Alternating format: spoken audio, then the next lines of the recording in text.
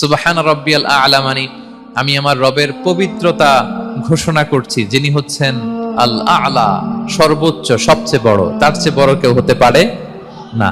মূল্যায়ন করতেন। তাহলে আল্লাহ তাআলার প্রিয় হওয়ার প্রফিটিক যে সাজেশন, এর একটা হচ্ছে কোরআন তেলাওয়াত করা, 2 নাম্বার হচ্ছে তাহাজ্জুদের সালাত আদায় করা। আপনারা পড়েন তো নাকি? এবং হাদিসে বিষ্ণু সাল্লাল্লাহু আলাইহি ওয়াসাল্লাম বলেছেন, আকরাবু মা ইয়াকুনুল আবদু মির রাব্বিহি ওয়া হুয়া সাজিদ ফাআকসিরু ফীহি দুআ। বান্দা যখন সেজদায় চলে যায় তখন বান্দা আল্লাহর সবচাইতে কাছে চলে যায়। ফাআকসিরু ফীহি দুআ, তাই ওই সময়টাতে তোমরা বেশি বেশি দোয়া করো, আল্লাহর কাছে চাও, কারণ এটা একটা মাহেন্দ্রক্ষণ। কি বলেন? সেজদায় যখন চলে গেলাম আল্লাহর সবচেয়ে কাছে চলে গেলাম, বিষ্ণু শিখালেন এই সুযোগটা কাজে লাগাও, তখন বেশি বেশি কি করো? দোয়া করো। দীর্ঘ সময় সেজদায় পড়ে থাকার জন্য বিষ্ণু ইসলাম আমাদেরকে উৎসাহিত করেছেন। দীর্ঘ সময় তিনি সেজদা দিতেন। তো বিষ্ণু বলেছেন, তুমি যখন সেজদায় পড়ো আল্লাহর সবচেয়ে কাছে চলে যাও, সো ওই টাইমটাতে দোয়া করো। কি দোয়া করব? বিষ্ণু ইসলাম সেজদায় পড়ে তাসবিহ পড়তেন, সুবহানা রাব্বিয়াল আ'লা, সুবহানা রাব্বিয়াল আ'লা। এর অর্থটা খুব সুন্দর। এর অর্থটা আপনারা জানেন? সুবহানা রাব্বিয়াল আ'লা মানে আমি আমার রবের পবিত্রতা ঘোষণা করছি, যিনি হচ্ছেন আল আ'লা, সর্বোচ্চ, সবচেয়ে বড়। তার চেয়ে বড় কেউ হতে পারে না। আরবিতে আল আ'লা শব্দের অর্থ হচ্ছে সবচেয়ে উঁচু, সবচেয়ে বড়, সর্বোচ্চ, এটাকে বলে আ'লা। আর আরবিতে সবচেয়ে খাটো, সবচেয়ে নিচু, সবচেয়ে নিম্নে, এটার আরবি হচ্ছে আল আসফাল। এটাকে কি বলে? আল আসফাল। আল্লাহ তাআলা কোরআনে বলেছেন, ইন্নাল মুনাফিকিনা ফি দারকিল আসফালি মিনান নার। মুনাফিকেরা জাহান্নামের একেবারে নিচে থাকবে, নিচে। তাহলে সবচেয়ে নিচু অবস্থানকে বলে আসফাল, আর সবচেয়ে উঁচু অবস্থানকে বলে আ'লা। আওয়াজ করে বলুন, সবচেয়ে উঁচু অবস্থানকে বলে। আমরা ওইটাই বলি আল্লাহকে, সুবহানা রাব্বিয়াল আ'লা, আমি আমার রবের পবিত্রতা ঘোষণা করছি, যিনি আ'লা, সর্বোচ্চ। মজার ব্যাপার হচ্ছে, সেজদায় আপনি যত নিচেই থাকেন না কেন, মাথা নাক নিচু করে ফিসফিস করে যাই বলেন না কেন, এটা মুহূর্তে আল্লাহর আরশে চলে যায়। আপনি নিচু হবেন কিন্তু কথা চলে যাবে আল্লাহর আরশে। এজন্য বিষ্ণু ইসলাম বলতেন, মান তাওয়াদা তারাফা, যে নিচু হয় আল্লাহ তারে টেনে উপরে উঠায়। আপনি সেজদা দেওয়া মানে কি? নিচু হওয়া, ছোট হওয়া। তো বিষ্ণু ইসলাম বলেছেন, বেশি বেশি সেজদা দাও, তাহলে আপনার মর্যাদা সম্মান বাড়াই দিবে কে? সম্মানিত ভাইয়েরা, আমরা শুধু সেজদায় যে সুবহানা রাব্বিয়াল আ'লা এটাই পড়ি, 3 বার শুধু এটাই পড়ি, কিন্তু বিষ্ণু ইসলাম সেজদায় যে আরো অনেক দোয়া পড়তেন, সেগুলো কি পড়েন আপনারা? বিষ্ণু ইসলাম সুবহানা রাব্বিয়াল আ'লা এর পাশাপাশি তিনি সেজদায় যে পড়তেন, সুবহানাকা আল্লাহুম্মা রাব্বানা ওয়া বিহামদিকা আল্লাহুম্মা গফিরলি। এটা জানি না আমরা অনেক।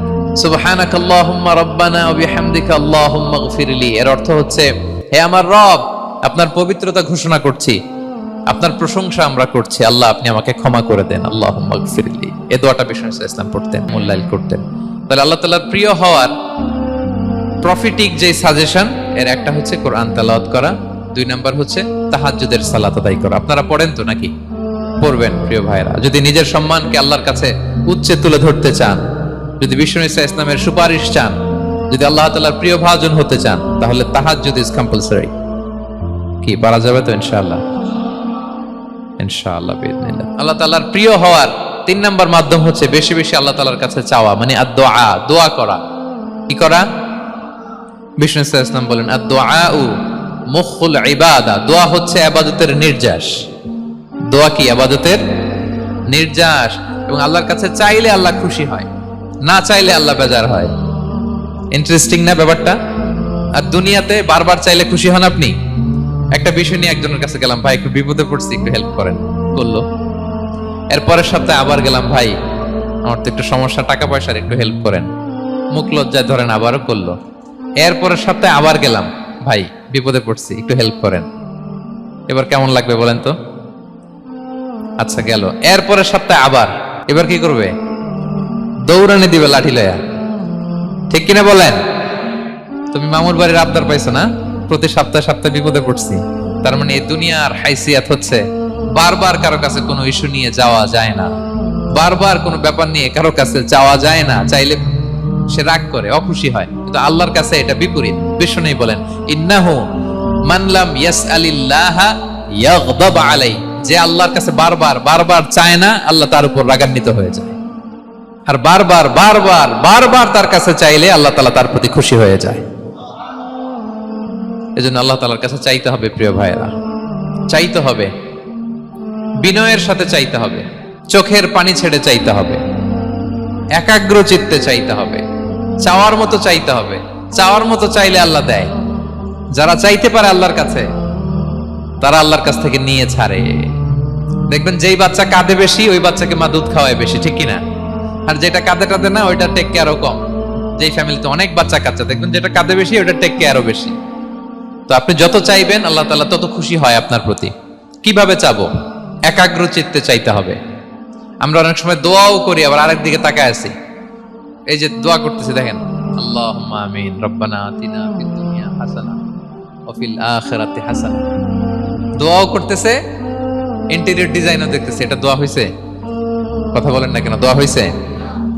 আবার দোয়াও করতেছে, দোকানের হিসাবও মিলাইতেছে, রব্বানা আতিনা ফিদ দুনিয়া।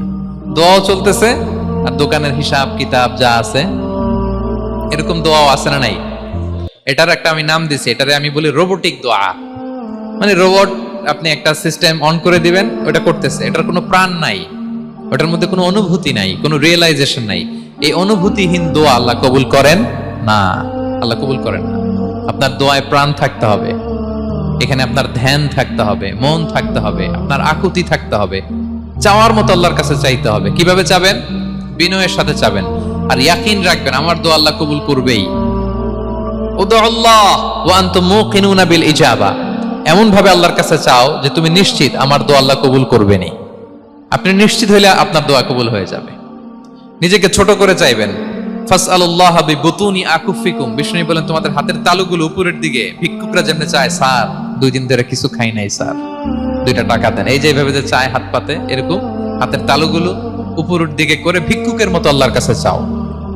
হাত তুলে চাও,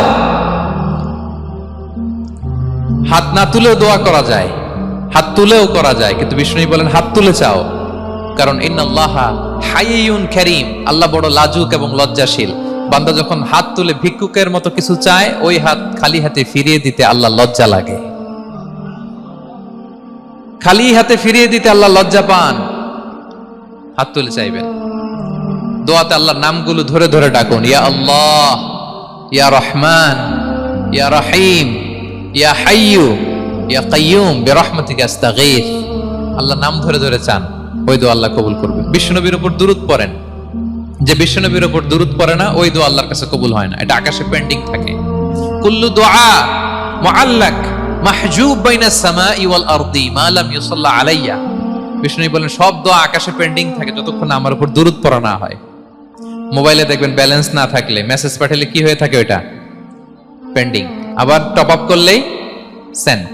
তা আপনি যে বলেন হুজুর আমার দোয়া কবুল হয় না, কেন হয় না বলছেন এবার?